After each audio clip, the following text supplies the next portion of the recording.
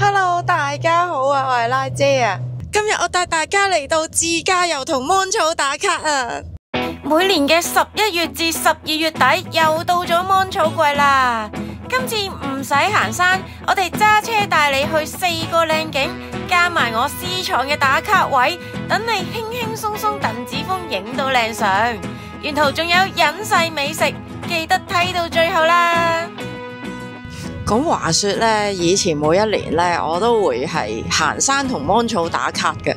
不過而家年紀大咗啦，人又懶咗啦，又長期腰痛腳痛啦。咁啊，加上睇到大東山嗰條人龍呢，呢幾年都真係排隊上山落山，都真係相當之慘烈啊情況。所以呢，今年呢就決定拍一個特輯啊，就係用自駕嘅方式去到同芒草打卡。咁第一站呢，我哋就係上飛鵝山啦。咁飛鵝山自駕上山嘅路得一條嘅啫，都唔需要我多介紹噶啦。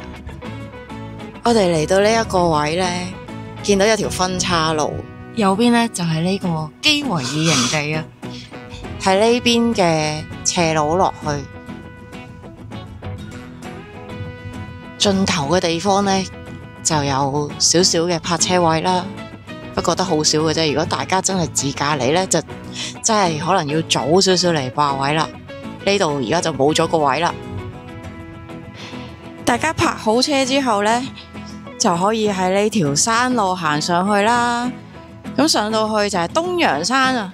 其實以往呢，我每年都會上一次東陽山嗰度打卡嘅，因為東陽山一嚟呢就比大東山近市區好多啦，二來呢人亦都少好多嘅，咁芒草嘅程度呢亦都唔會太輸蝕嘅。咁不過今年就唔上啦，大家呢想睇下東陽山嘅情況呢，咁就可以睇翻我連結欄呢一條片啊。好啦，咁我哋而家就繼續上路上飛鵝山嗰度啦。上到嚟飛鵝山已經泊咗勁多車，哇！我估唔到朝早都咁多人。我哋泊好車之後呢，喺呢個涼亭左手邊係有一條路嘅，咁我哋呢就行呢條路上去。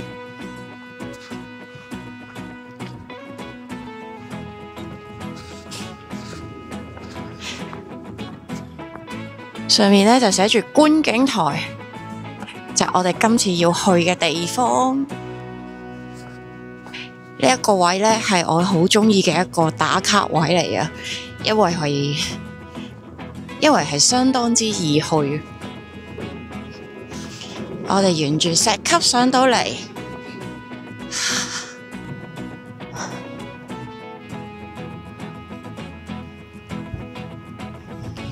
有一個無敵大海景，同埋已經好多芒草啦。觀景台嘅右手邊，跨過呢個欄杆出去，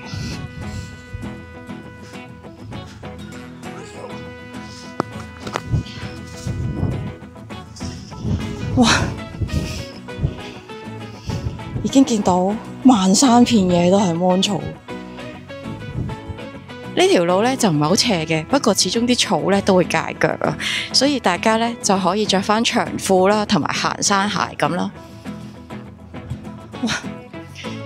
落到嚟呢個位，哇，好靚啊！今日啲光好靚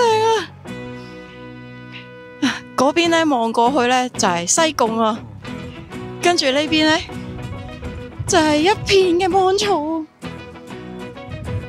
回頭一望。哇，靚靚靚靚靚！哇，好大風啊今日！而家11月中啦，啲芒草仲未開晒㗎。由於今年呢凍得比較遲啊，所以相信呢啲芒草去到1月都仲有啊，應該。你睇下我 BB， 佢係唔行山嘅人啦，但係佢都行到呢條咁簡單嘅路線。打個靚卡先，唔好講咁多。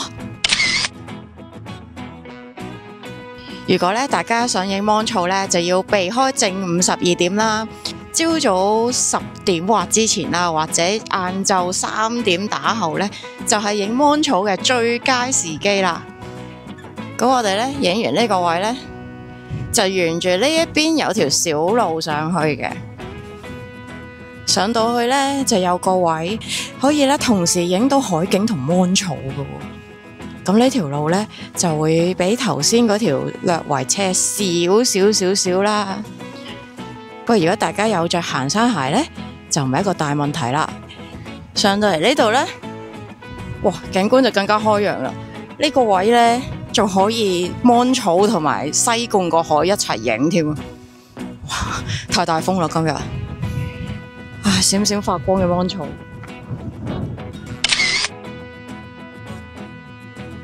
呢一片山坡呢，全部都係芒草。呢啲位落去呢，係好大片，但係就會有啲危險啦，就唔建議大家行落呢一個斜坡。我哋離開觀景台之後呢，行返呢一條飛鵝山道，沿途其實都見到好多芒草，不過呢，爬落去影呢就會有少少危險啦，就唔建議大家落啲咁斜嘅斜坡影咯。但係都可以欣賞到市區景色加埋芒草。咁嚟到呢個位啦，一直行下就會見到嘅呢啲位呢，都會有啲小路，而家就俾草遮住晒，唔係好睇到啦。呢一邊呢，就有個好似平台咁嘅位喎。呢個位呢，影呢個芒草加呢個九龍區嘅景色係一流㗎。離開咗頭先嗰個打卡位，我哋嚟到下一個我推薦嘅私藏打卡點啊！大家沿途呢見到呢一個閘啦，就可以喺呢一度行入去啦。然之後呢就可以行呢條路上山啦。上到去呢，就喺同時影到芒草同埋呢個大老山嘅氣象站個波波啊！睇翻我以前啲舊相啦，之前都行過啦，今次就唔行啦。飛鵝山影芒草呢，除咗朝早上嚟之外呢，另外黃昏時間都相當之推薦嘅，仲可以睇埋黃昏日落嘅美景啦，同埋夜晚嘅景色都可以嘅。下一站我哋而家揸車去緊大美督啊！首先要食個飯先，因為而家都差唔多12點啦。我哋嚟到呢一間由5星級酒店總廚主理嘅隱世小店食飯啊！呢一道菜呢係佢哋嘅招牌菜啊！大家有機會嚟嘅話呢，一定要食啊！佢哋嘅鵝肝係我食過最好食嘅鵝肝啊！入口即溶啊！啲鴨肉又嫩又滑啊！西蘭有炭火嘅香味，啲肉仲好 juicy 添啊！呢個就係茅台 cheesecake。哇，好濃啊！冇加茅台味，呢個 cheesecake 真係有茅台味，有茅台味，有提子嗰啲，好香！我覺得似係冧酒提子咁嘅味咯。咁我哋食完個 lunch 咧，就過對面，我哋而家咧就行過去大美督主壩嗰度啊！上到嚟主壩，見到沿住個壩一直行咧，一路都有好多芒草。呢個位幾靚喎！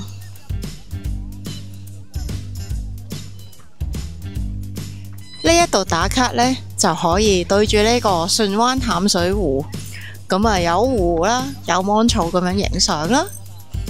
不過呢，呢一度呢，就唔建議大家爬出呢一個欄杆外面影啊，因為都好斜，就危險啦。大家就可以喺欄杆入邊打卡。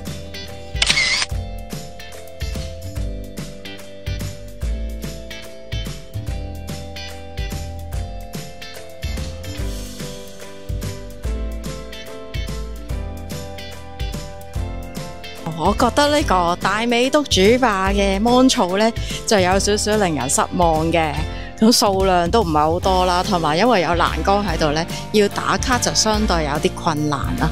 但係重點呢，就係嗰間西餐真係好好食。咁如果大家係離開食嘢啊、踩單車啊或者 BBQ 啊咁先至去睇埋個芒草呢，就會比較好啦。專程嚟呢，就未必需要噶啦。下一站就係下城門水塘，黐線，超多車啊！今日星期日啊，勁多人喺度玩遙控飛機。陣間放航拍咧都要小心啲，唔好同佢哋撞。行到呢條路嘅盡頭，喺右手邊呢就有條樓梯落去嘅，我哋慢慢行落去，去到有一個平台位嗰度啊，欄杆外面呢，就係一大片嘅芒草打卡位啦。呢度都有條路可以行出去嘅，但係呢隔籬就有個坑啊，大家呢就小心唔好踩咗落去啦。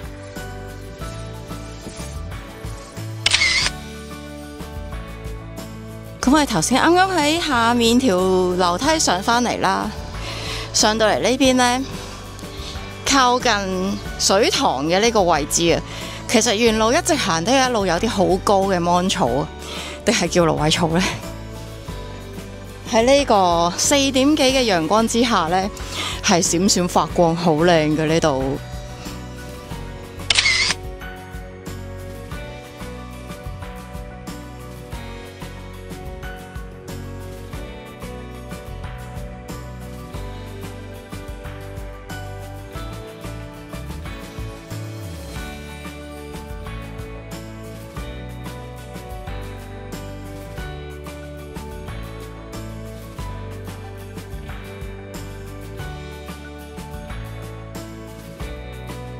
我哋下一站就係去平陽芒草田啊！我哋由九記士多呢度出發，然之後呢就去到三鄉亭嗰度。其實呢，原本就應該係自駕過嚟嘅，咁就可以方便好多啦。但係唔知點解睇錯咗地圖，早咗泊車，於是呢，就起碼都行咗成20分鐘先嚟到附近，都仲要再揾究竟喺邊度。咁我哋喺呢個三鄉亭呢，就往右轉。其實我哋頭先嚟到三鄉亭之後呢，就蕩失咗路啊，唔知應該行左邊好啊，定係行右邊好？咁就好在得到2位熱心嘅村民小妹妹帶路啦，同埋佢哋隻狗柴柴。咁我哋就終於知道咗，原來係喺三鄉亭向右手邊轉，一直行就會見到呢個芒草田噶啦。呢度啲芒草咧真係超高啊，仲高過個人啊，感覺上咧就唔係好適合影人像啦。可以行嘅地方咧就唔算好多嘅，但係放航拍都幾靚㗎喎。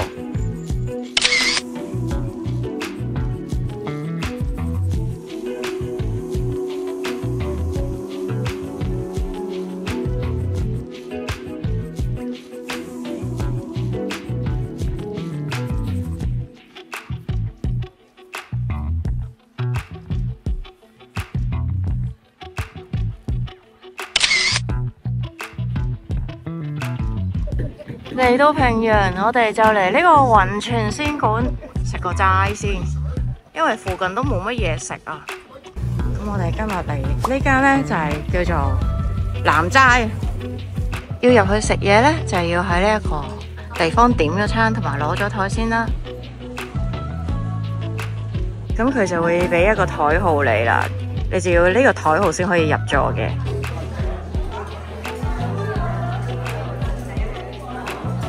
好似個叉燒超似嘅，黐線！哇，有窿邊添喎！你睇個窿邊，真係好似真嘅叉燒，佢有叉燒醬啦，個口感咧係似肥豬肉嘅口感。哇！入口咧係脆卜卜㗎，我第一次食到咧素叉燒，原來可以有窿邊喎，甚至比起好多地方嘅真叉燒咧，呢個素叉燒係更加好食。大家離開咧就唔好錯過呢個財神殿啦！哇，好多財神！哇，